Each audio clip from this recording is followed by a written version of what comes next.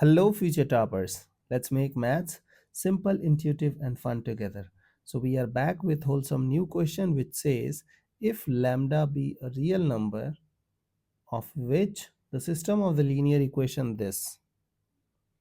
So, first equation is this, second equation is this, and third equation is this has infinitely many solutions, then lambda is root of the equation what. Okay, so you know that if we need to think about unique solution, we have to make sure that d is not equal to 0. Correct? For no solution, d is equal to 0 and d1 not equal to 0. And for infinitely many solution, you know that d equals to 0 and d1 equals to 0. We will get infinite number of solutions. Okay, I hope this part is okay. Now the point is, what you have to do, you have to go with first d. So let's find out d. So it is 1 1 1 4 lambda minus lambda 3 2 minus 4.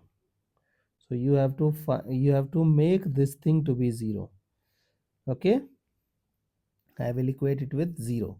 So we got things as 1 time minus 4 lambda plus 2 lambda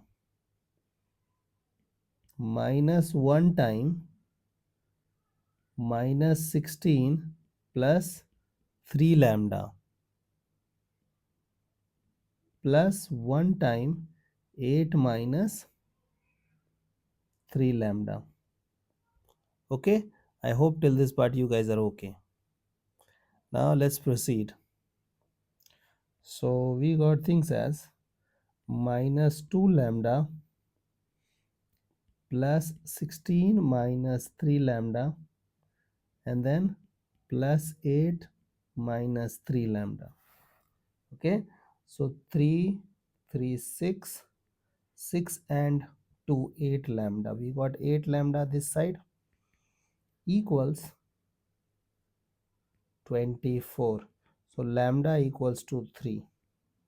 So we got value of lambda to be 3.